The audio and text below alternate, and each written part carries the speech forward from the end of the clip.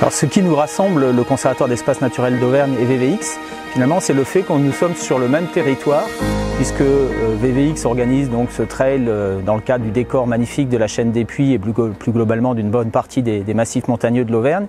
Et le Conservatoire d'Espaces Naturels d'Auvergne travaille également pour la protection des milieux naturels en Auvergne. Nous avons constaté que dans le cadre des actions menées par VVX et leur souhait de développer leur éco-responsabilité, VVX souhaitait aller vers une neutralité carbone en travaillant sur une approche de protection des vieilles forêts.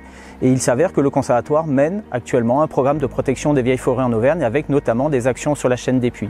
Et c'est par l'intermédiaire du Parc naturel régional des volcans d'Auvergne, qui connaissait le programme du CEN et qui connaissait l'action de VVX, que nous avons pu rentrer en contact. Donc c'est bien finalement cette notion de territoire et le fait d'être tous acteurs du territoire de la chaîne des Puys qui nous a permis de travailler ensemble. Le Conservatoire d'Espaces Naturels d'Auvergne est une association qui fait partie d'un réseau national.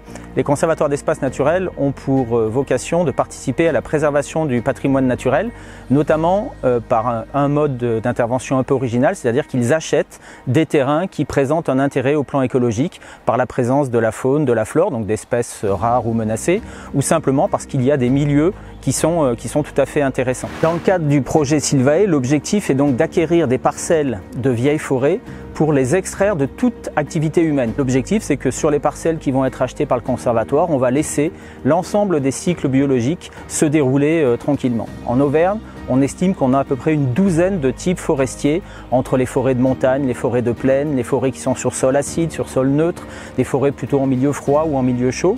Et cette diversité de forêts constitue une vraie richesse. Le programme Sylvae du Conservatoire vise spécifiquement les vieilles forêts. Alors il convient peut-être de préciser ce qu'on entend par vieilles forêts. Les vieilles forêts, ce sont des parcelles qui ont deux caractéristiques.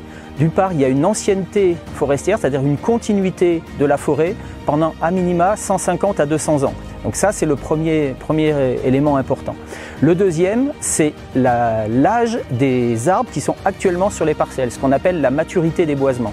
Et dans le cadre de Sylvae, on vise donc des forêts anciennes, mais en plus dont les boisements sont matures, c'est-à-dire avec des arbres qui sont les plus âgés possibles, et si possible aussi la présence de bois morts, d'arbres avec des cavités, toutes sortes de trous, de branches mortes, etc., qui sont autant de niches écologiques intéressantes pour la faune et la flore. Autre intérêt de la forêt en général, mais notamment des forêts anciennes et particulièrement des vieilles forêts, c'est qu'elles représentent des stocks de carbone importants. Les forêts anciennes sont importantes parce qu'elles ont eu le temps, au cours des 150, 200, 300 ans, de stocker ce carbone et de le transférer dans le sol sous forme d'humus forestier.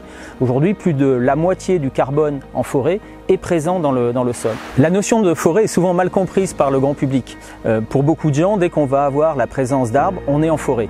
Or, pour l'écologue, ce n'est pas suffisant. Certes, pour qu'une forêt existe, il faut qu'il y ait des arbres, mais il faut d'autres choses aussi, et c'est notamment la diversité biologique qui va exister dans la forêt qui va être importante. Dans une forêt, cette richesse écologique, c'est elle qui va permettre à la fois d'avoir une biodiversité extraordinaire, mais qui va permettre aussi à la forêt d'être plus résiliente, c'est-à-dire plus capable de résistance face au changement climatique, face à des épisodes de pluie ou de sécheresse importants. Et c'est ça qui est important dans les vieilles forêts, c'est qu'elles ont eu le temps d'accueillir l'ensemble des espèces qui vont constituer la forêt, l'ensemble de ces relations écologiques ont eu le temps de s'établir et c'est pour ça qu'il faut toujours laisser du temps à une forêt pour qu'elle puisse se construire. Préserver les vieilles forêts peut nous aider dans le cadre de la lutte contre le changement climatique, dans des stratégies d'atténuation et d'adaptation. Donc il est important de les préserver, mais il faut aussi que ce rôle des vieilles forêts soit reconnu dans le cadre des stratégies qui sont menées au niveau européen ou au niveau national. Et c'est tout le travail que l'on conduit actuellement pour essayer d'obtenir ce qu'on appelle un label bas carbone consacré à la protection des vieilles forêts. Le label bas carbone, c'est une démarche du ministère de l'écologie qui vise à reconnaître des projets qui participent à la lutte contre le réchauffement climatique par la captation et le stockage du carbone.